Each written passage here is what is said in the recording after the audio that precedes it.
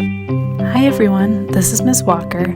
Today I'm going to show you how to log on to SeeSaw using the student portal. So here you're going to see my screen, and for this you want the SeeSaw app.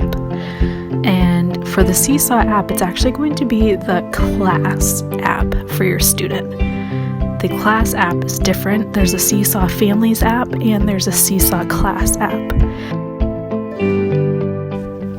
So if you are using your student's iPad, they might not already have the Class SeeSaw app on there, so I'm going to show you how to get that downloaded to the app, the iPad itself.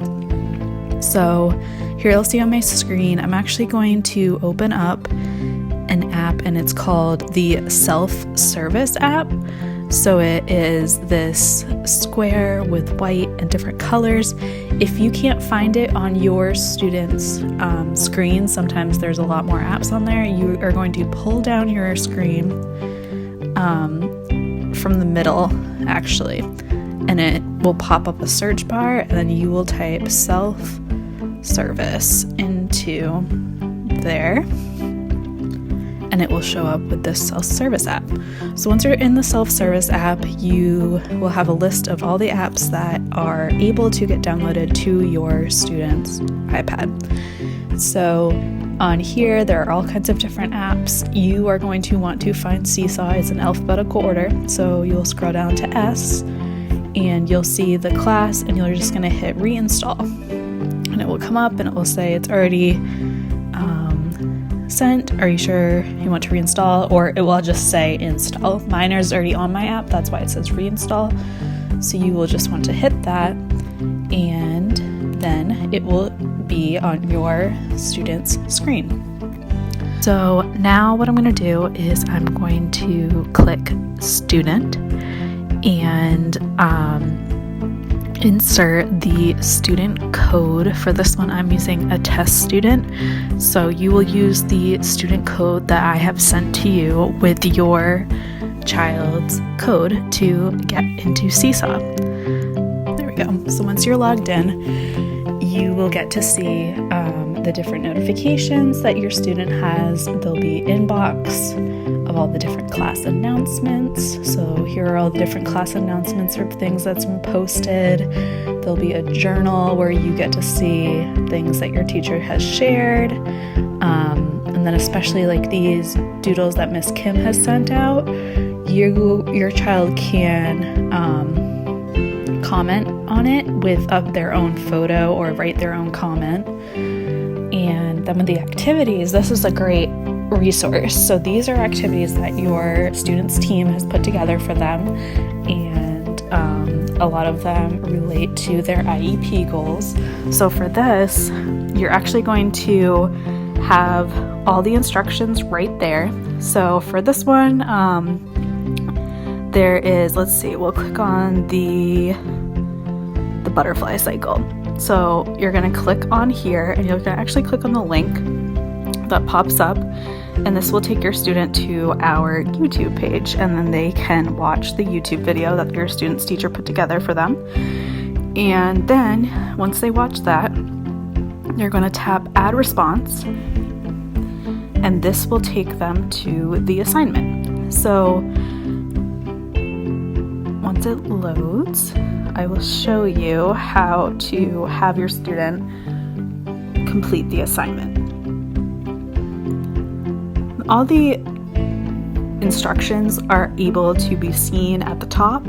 Once your student is in the assignment itself, you can go back and still look at the instructions for that. So up here, it will say view instructions, and you can go back and you can see, so say they have to go back and they have to watch the video, or they want to know what to click.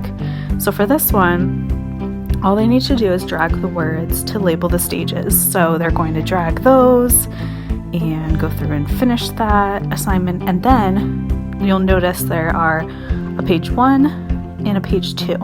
So they're actually going to go to the page 2 and do it again and do this next next part. And if your student, so this is just a dragging one, but if your student wants to add their own drawings, say they want to write their name, or they want to draw a picture, they could use the color slide over here to draw a color.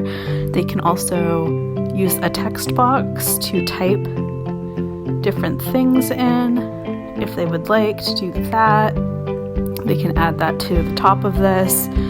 They are also able to take a picture or add shapes, different shapes on the side. There are all these different writing tools down here. There's highlighters. There's an eraser, so they can erase anything they've written. There's a highlighter if they want to highlight something. There's this fancy marker like this, and then there's also a pen that they can use. And then the color changes is right here. So those are all different things. So once they're done with their assignment, they also, you can add a voice caption as well, so they can record their voice. But once they're done their assignment, you want to hit this little check up at the top, and it will submit their assignment, and it will have to get teacher approval in order to get posted. But then your students' teachers can see what the assignments are that they have passed in, which is great because then we can kind of connect and see what they've worked on. For different assignments, it will have better instructions. So like for this brown bear one, it tells you to tap. So here, we'll go in there for you to see. So this one is a multiple part one. So for this part, you're actually going to, here we'll click view the instructions. You're going to think about all the colors of the animals you saw. You're going to want to have your child watch the story first, and then follow the directions on the sheet to drag the animals to the correct color. And then it has the second part, so you're going to add another page to the book and draw your animal. So for this, there's two different pages. So for this one, it's draw the new page of the book. For the first one, it is loading. But so for this one, you're going to want to look at your students'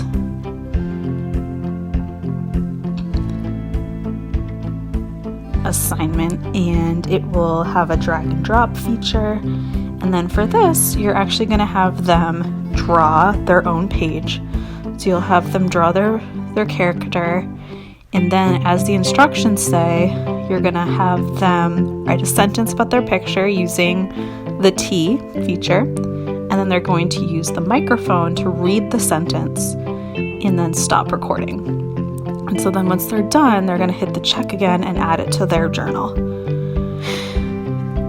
And then there will be all kinds of different assignments like this. Some of them will have a video to go along with. Some of them are different assignments that they can do on their screen just to have teacher feedback. The stuff in the journal is stuff that they can watch and then contribute to. So all of the Miss Kim videos that they're doing, it would be great if they watch the video and then they draw it on paper, and then you hit this add button and they can actually take a photo of what they're drawing and show their friends what they have drawn. They can also draw it directly on here and just do the video, the drawing itself here. They can record themselves making a video. They could just write a note and type to their friends. So there's all kinds of different options for what they can post, and anything that your student posts has to go through the teacher in order to get publicly posted for the rest of the class to see. So don't worry if they're writing something or they're recording something and then we decide, probably shouldn't put that up. That is something that the teacher will be able to do. So that is how you use the app itself. Now I want to show you how to get on to the student portal using Safari or just an internet browser. So you're going to want to type in SeeSaw.com. And this is, again, if the class app isn't working, you want to use this one. So I'm just going to hit the login button, and from there, it should pop up saying I am a teacher or I am a student. So obviously you want to hit the student part of it, and you will type your student's text code in. And again, that's going to be the code that I gave you for your student to log in. If you need it to be sent to you again, just let me know. It usually is different every time it generates it.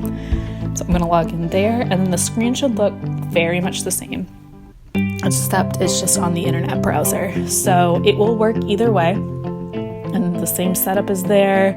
You can do the drawing, you can take pictures, all the different writing elements of it, and you can see all of the assignments in the videos. You can comment on the videos, you can like the videos, which is awesome, just to say like, hey, my student saw this. So that is how you get your student logged into their SeeSaw account. Again, this is different than the SeeSaw Families account, so your student will be able to pass in assignments and interact with their peers.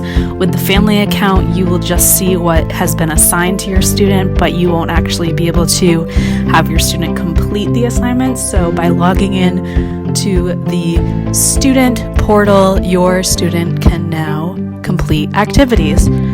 As always, let me know if you have any questions, and I hope this helped.